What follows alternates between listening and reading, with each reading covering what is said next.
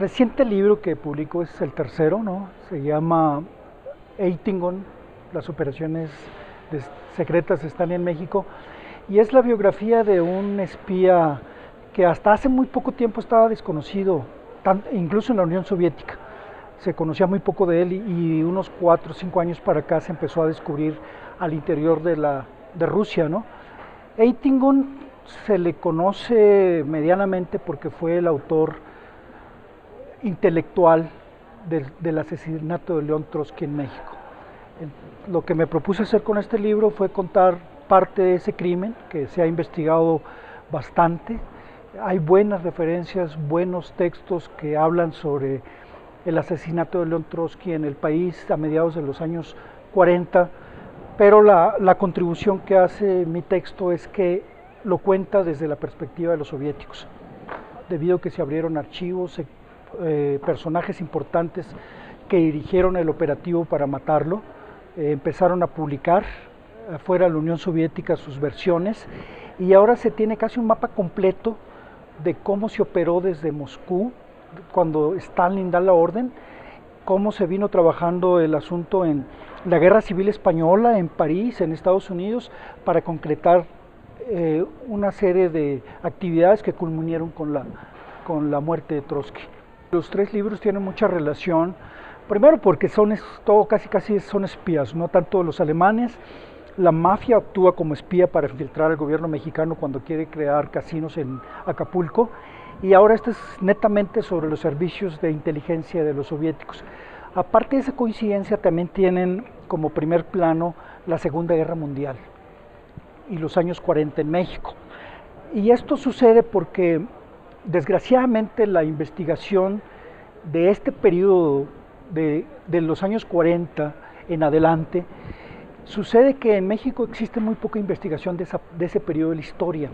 Los investigadores, los historiadores, periodistas y en general han sido muy, por decirlo de esa manera, jalados por la importancia y la influencia de la Revolución Mexicana.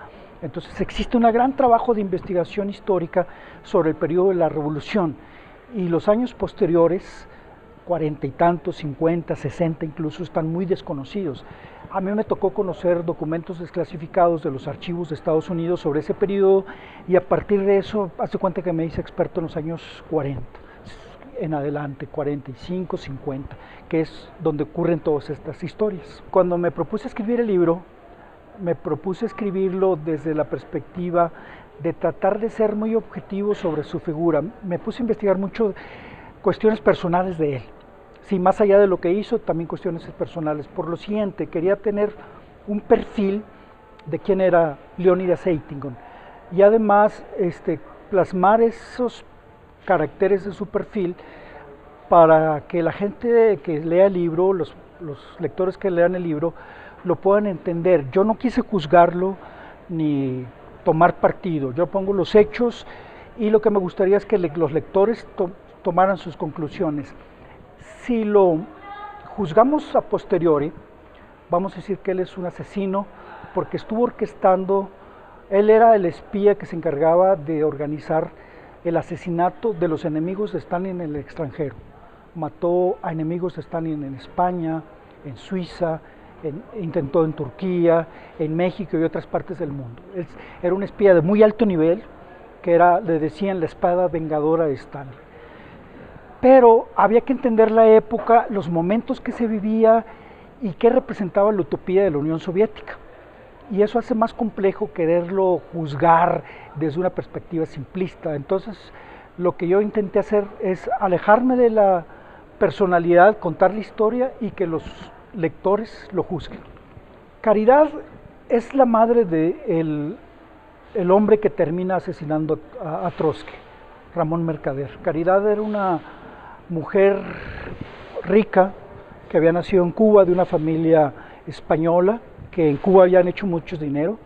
Después se hace radical y participa en la Guerra Civil Española, le decían la pequeña pasionaria, era un personaje importante de la Guerra Civil Española, y su hijo lo había involucrado y estaba participando en los combates que se realizaban en la comunidad de Aragón.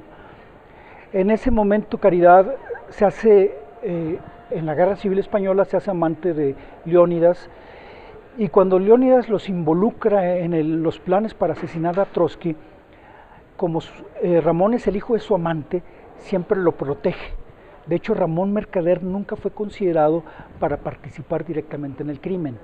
Cuando se planifica toda la operación para matarlo, Ramón Mercader iba a ser solamente el espía que estaba al interior de la casa de Trotsky para conocer cómo operaban los guardias, cómo operaban toda la actividad de la casa. Y ese era el único papel, por eso conquistó una mujer que lo metió a la casa de Trotsky. El atentado fundamental para matarlo lo realizó Siqueiros, pero como se sabe en la historia, Siqueiros fracasó. Entonces a Leónidas no le quedó otra manera que utilizar a Ramón Mercader, debido a que ya estaba adentro de la casa de Trotsky para matarlo. Pero esa relación de caridad, de ser su amante, le permitió exponer a Ramón, a pesar de que al matar a Trotsky sabían que era más probable que lo detuvieran, incluso que lo mataran, que saliera libre. Yo sí creo que por lo menos se va a ver un documental sobre Leónidas para América Latina.